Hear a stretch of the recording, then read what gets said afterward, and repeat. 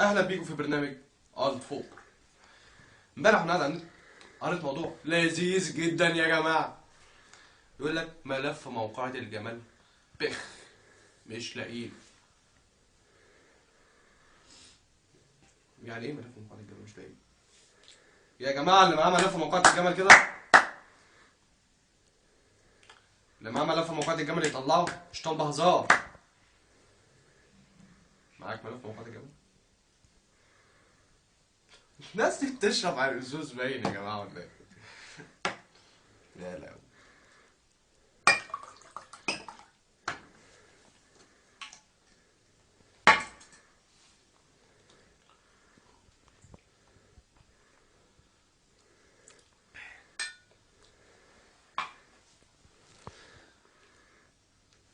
انت معاك ملف موقعة الجمل؟ انت معاك ملف موقعة الجمل؟ هي انت معاك ملف موقعة الجمل؟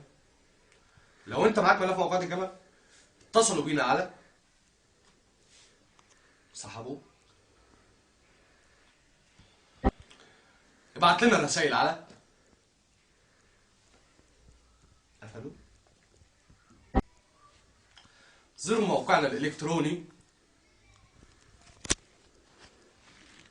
قطعوا، ابعت لنا حمام زاجل بقى يا جماعه، ذبحوه.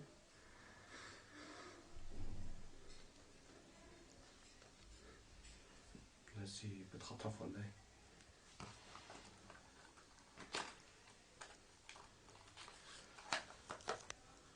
اللي يعرف الاجابه يخليها لنفسه.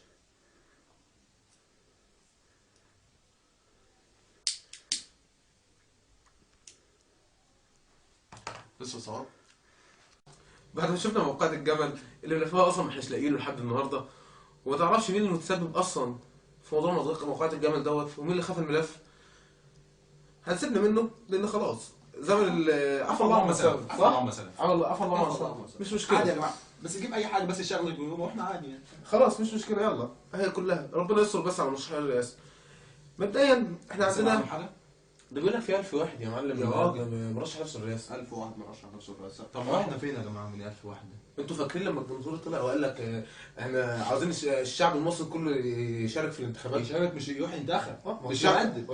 الشعب ما فهمش هو ما الموضوع ده. حددش. هو ما حددش. هو غلط من الجنزوري. اكيد. المفروض نعرفه. ماشي 1000 واحد ما تعرفش. بس احنا كده يا جماعه عايزين بقى نعمل حاجه في ال1000. ممكن يبقوا 1003. 1003. 1003 صح. نفكر اشرح نفسي. كانت حاجه نعرف 1001 بالمره. اكيد احنا احسن منهم يعني برضه. على العموم يا جماعه، في منهم على مش العموم موجودش في ناس. انا مبدئيا هنتخب، وعارف انا هنتخب مين. انا هنتخب اللي هيفضل لسه موجود لحد يوم الانتخابات، لان احنا سمعنا ان مرشحين انضربوا على الطريق الصحراوي، ومرشحين مش عارف طلع عليهم بلطجيه. فانا بقول اللي هيفضل هو داخل على العصام. لا هو داخل على حصان. انا مش فاهم ايه فيلم الكبير قوي اللي اتعمل بس يا فيه. جماعه لو في خطر على المرشحين ممكن نغير رأينا. ممكن نفتكروا حاجه بتاع. انا بشوف برضه الموضوع ده. والشفيق برضه. الشفيق احمد فريد، اعتقد الراجل دوت داخل على حصان الشفيق قوي. ده الشفيق قوي فعلا. انا مش فاهم والله. واللي يطلع لك يقول لك مطلوب ذكر انا ذكر وعاوز ارشح نفس الرئاسه، والتاني يقول لك انا عاوز مصر عاوزه واحد راجل وقوي. هي مصر ولا جدع في الرئاسه؟ يا جماعه. انا عاوز افهم. في موضوع غريب في الموضوع ده، ما علينا. المهم دلوقتي ان كميه الناس اللي راحت ترشح نفسها وراحت سحبت استمارات كانت بطريقه غريبه، وناس من كل الانواع. تعرف انا لقيت فكره؟ لو كنا عملنا بس الاستماره دي ب 10 جنيه كان زماننا ممكن نسدد ديون مصر بجد. المفروض صح، ممكن كانت تنفع. لو خد الفلوس بقى بتاع. احنا عايزين نشوف الفلوس دي فين. هي الاستمارات بلاش. لو ببلاش انا ممكن اخد 2. عندي اخويا بس في البيت وبتاع كنت عايزه. انت ابوك رشح على العصام يا عم ما ببلاش. وفي 1000 واحد جيت على 1004. ما عندكش حاجه في البيت. ما علينا. المهم دلوقتي الفكره كلها ان كل حد من هب ودب راح يرشح نفسه، راح يسحب استماره. اللي كان رايح بشبشب زنوبه، واللي كان رايح بلفافه بانجو في جيبه، والبلطجي واللي اتقفش والحرامي. بمناسبة الحرامي، فاكرين الحرامي اللي كان اللي كان طالب يقول لك انا انسب واحد رشح نفسه لمصر، فسالوه ليه؟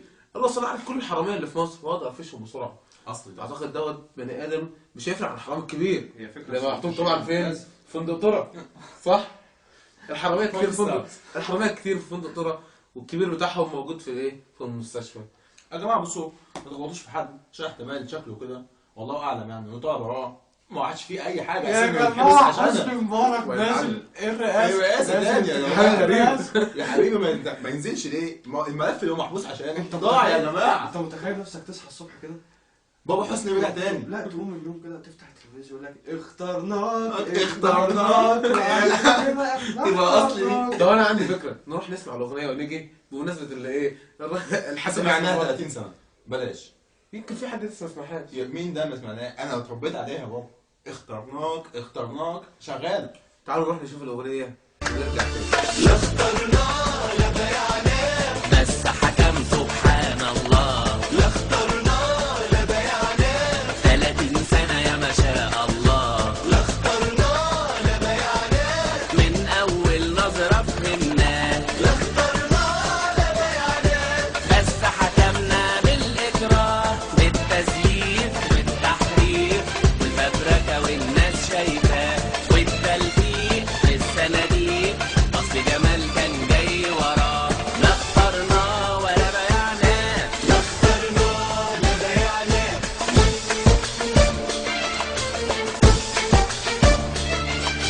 وزع طيني وطلع عيني يفصل ربنا بينه وبيني، وزع طيني وطلع عيني يفصل ربنا بينه وبيني، واتغربنا جوه بلدنا وتلينا الخلق الله، علشان كده احنا خلعنا.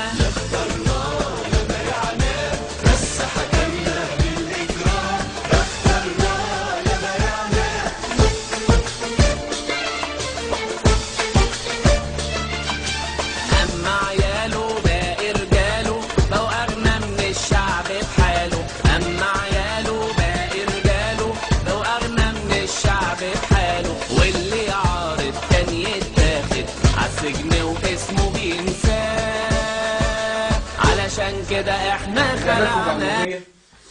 اعتقد دي كانت الاغنيه اللي مصر كلها كانت بتقعد 30 سنه تسمعها كل ومش يوم، عاجباها. وفي نفس الوقت مصر من حالها متدهور. 30 سنه في ظلم فساد ودكتاتوريه، وكل ده ليه؟ حوادث هلال مش هيغني. انا بس بعد بدون قطع كلام انا بس ببشر الناس ان حوادث هلال مش هيغني اعتقد انتهى. بمناسبة اللي هي شهداء 25 يناير ماتوا في احداث يناير، ولا يقول برضه مش هموت وانا لسه عايش. ازاي دي؟ لا ما جابها ازاي دي؟ انا لقيت احسن مرشح انت للرئاسه، انا لقيت احسن واحد ممكن يرشح نفسه للرئاسه. عارفين مين؟ مين؟ حسن الشطرنج. على الاقل مش هيثم. هو ده يا جماعة اللي احنا مستنيينه من زمان. ولا تقول لي بطه ولا بتاع. اه. بطه مين يا ما معلم؟ عرفت يعني مثلا ولا حد يجي يقول لك واسمه حصان. الشطرنج الحصان ده بيتزغط ازاي؟ مفيش. اما البط ممكن نزغطه، ولا دوت بياكل جرجير عشان يقول لك ولا هو لازم في بركة. جرجير فيها كام ولا هو في عود. بركة. صحيح يا جماعه بالنسبه انتوا عارفين حسبه الجرجير في اباء كمود؟ راجل عدهان. انتوا عارفين بس. بس الجرجير فيها كام عود؟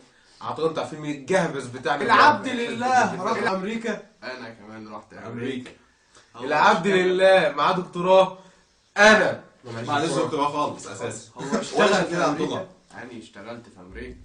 هو لو يعرف ذكر البط بيتزغط ازاي نرشحه رئيس جمهورية. عارف ايه اللي هيحصل؟ طب ما احنا عارفين يا ده الجهبذ بتاعنا، ده الماسونيه ده بتاعنا. الاعظم كان بيدور عليه. ده إيه؟ بتاعنا. حط ذكر البط تحت كده اهو. رجله كده وشغال. ويفتح بقه ويقعد يزغط. ايه الصعب في كده؟ وما تنسوش يا جماعه الجهبذ بتاعنا ما تنساش المسؤول الدكتور الاعظم، ماشي. المسؤول الاعظم بيدور عليه. بس المسؤول الاعظم بيدور عليه، صح؟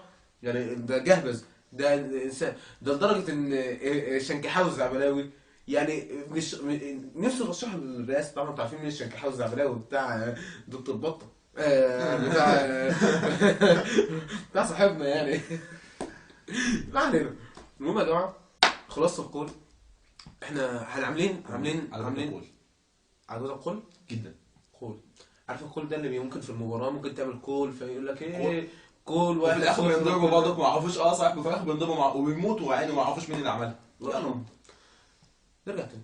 خلاص الكل احنا عاوزين نعرف كمية البشرية اللي راحت دي عملت ايه.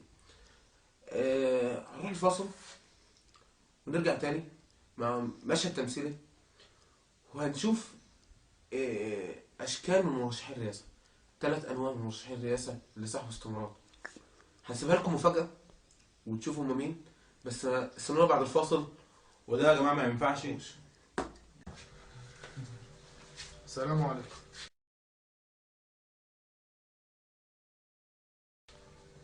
وعليكم السلام ورحمه الله وبركاته. اتفضل حضرتك، اتفضل. انا عايز اسحب استمرار الترشيح لرئاسة الجمهورية. تمام. اسم حضرتك ايه؟ حنظلة بن كحافة ابن ابي المهلهلون. ايه؟ ابن ابي المهلهلون. ابن ابي المهلهلون. هو حضرتك جبت الاسم ده منين؟ من على اول الناصية. لا بس بجد حضرتك جبت الاسم ده منين؟ انت ما تعرفش انا مين؟ لا الصراحه ما حصلش الشرف يعني. انا ابا مريم وجد اسماعيل. انا اخر سلالة ادم. انا سلالة نادرة. واحنا يعني سلالة الاخت الموقرة نعيمة مسخرة، احنا برضه اخر سلالة ادم. بس مفيش حد زيي. انا اللي انفع للبلد دي. البلد دي عايز لها راجل زيي، سلالة نادرة. هو من ناحية حضرتك سلالة نادرة فهي فعلا سلالة نادرة. انت بتبص على ايه يا ابني؟ لا حضرتك ما بصش على حاجة. على الشبشب ده؟ لا طبعا ده اوتو ماركة انا عارف. طبعا. والنضارة بتاعت حضرتك جايبه من ديزل. لا بس فعلا يا فندم يعني مصر كلها فعلا مش على مقاسك يعني. طيب حضرتك السن كام سنة؟ 35. كام؟ 35. يلا يا ابني. يلا انت بتتكلم معايا انا كده؟ يلا روح كل عيش. انت ما تعرفش انا مين؟ روح كل عيش، روح كل عيش. انت ما تعرفش شوط الرئاسة ولا ايه؟ شكرا يا فندم. الناس اللي هتقعد تبوظ لنا في استمارات على الفاضي ده ما يعرفش اي حاجة في اي حاجة، وجاي يقول لي 35 سنة وانت ما تعرفش انا مين، ولابس لي شبشب زنوب ازرق. اللي بعده. السلام عليكم ورحمه الله وعليكم السلام وبركاته. ورحمة الله وبركاته. اتفضل. اتفضل حضرتك. قوم. عايز اسحب الاستماره بتاع التشريح دي. تمام. اسم حضرتك ايه؟ الشيخ بيشي. حس. موضوع في البلد ده كل واحد يدخل يقول لي اسامي غريبة الشيخ مش عاجبك ولا ايه؟ لا حضرتك جميل. جميل الاسم ده. هو حضرتك برضو معلش انا اسف يعني. جبت الاسم ده منين برضه؟ من نفس النص اللي كان جايبه. كلهم بيقلشوا. طيب حضرتك بما ان مستقبل مصر هيكون معاكم. مستقبل ابيض ان شاء الله. ما تطمنش. قلق شويه. طيب حضرتك يعني عايز ترشح نفسك للرئاسه ليه؟ ليه؟ بالنسبه ل 1000 واحد اللي بره ده عادي؟ لا هو في دي حضرتك عندك حق، بس يعني حضرتك ليك يعني ليك هدف معين عشان صح. انا حاسس ان مصر عامله كده، انا عايز اعمل لها كده. مصر عامله كده، انت عايز تعمل لها كده. تمام. طب يعني حضرتك برنامجك الانتخابي ايه طيب؟ موضوع كبير يا ابني، اكبر من سنك. طب حضرتك بالنسبه للسن عندك كام سنه؟ 42 سنه. كده. حبيب قلبي. كده. حبيب قلبي. اخيرا حضرتك 372 واحد عندهم اقل من 40 سنه وجايين يرشحوا نفسهم قلة للرئاسه. ادب. هي من ناحيه قله ادب فهي قله ادب. شويه. لا كتير. لا شويه. لا كتير صدق. احتمال رئيس الجمهوريه. فعال ولا ايه؟ ولا قبل كده كان برضه كده؟ ولا ايه؟ لا حضرتك انا دلوقتي في ايدي انا ممكن اللي اخليك رئيس جمهوريه. بس لو بقيت رئيس الجمهوريه هنفخ زي ما كنت منفوخ. طيب حضرتك سيبك من موضوع النفخ والكلام ده عشان ما نخشش في كلام جارح. حضرتك بالنسبه للحاجات الوحشه في البلد، كلنا في مصر شايفين حاجات وحشه كتير زي من المخدرات للخمور للكلام ده. حضرتك ناوي تعمل ايه في نقطه زي دي؟ نقطه الخمور مثلا. انا جت لي فكره جميله ما جتش على دماغ اي حد. ايه هي؟ الخمره دي. هو سؤال ذكي، بس هو اكيد بتخلي اللي بيشربها يسكر. احنا لو غشيناها مش هتبقى حرام. صح. نغشيها ازاي بقى؟ حط عليها ميه، اتصرف، حط عليها جاز. انا هغشها لكم كمان، انا بديكم افكار. هو اسمه ما يعمل كل حاجه في حياته ولا ايه؟ وانا جاي اتمرمط هنا؟ عادي الكشف امتى؟ يوم التلات ان شاء الله. ان شاء الله حبيب قلبي. والله الناس كلها بقت مجانين. 372 واحد اقل من 40 سنه، واللي جاي بقى لقيته ازيد من 40 سنه طلع مجنون. يا جدعان يقول لي هنشيل الخمره ونحط مكانها ميه. لا اله الا الله، لا يخرب بيت الناس اللي جايه. 1000 واحد هبل، 1000 واحد هبل. هاي.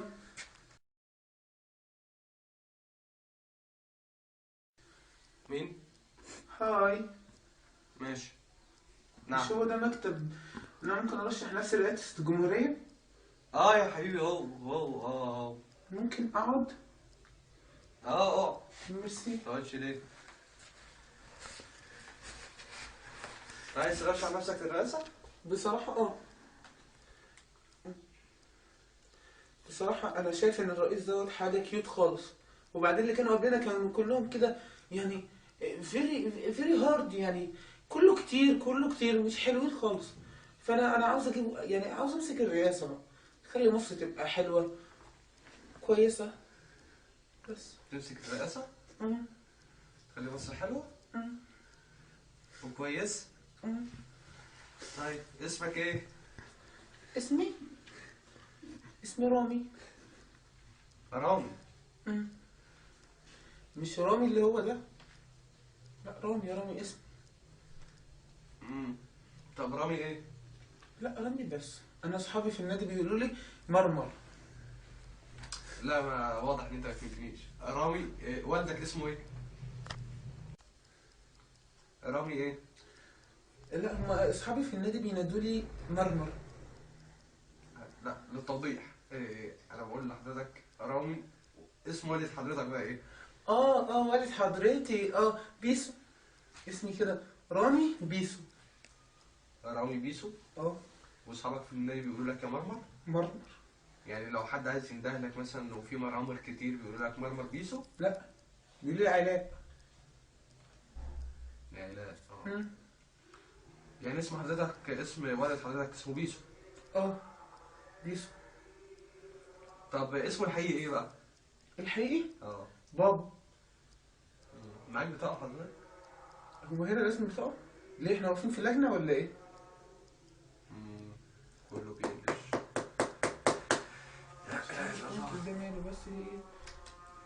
بس لو سمحت خلصت، انا عاوز ورقة بقى. عايز ورقة بقى؟ طيب ماشي حاضر يا حبيبي. السن بتاعك كام سنة؟ السن؟ لا انكسف اقول سن. انكسف تقول سنة؟ يلا اسمع.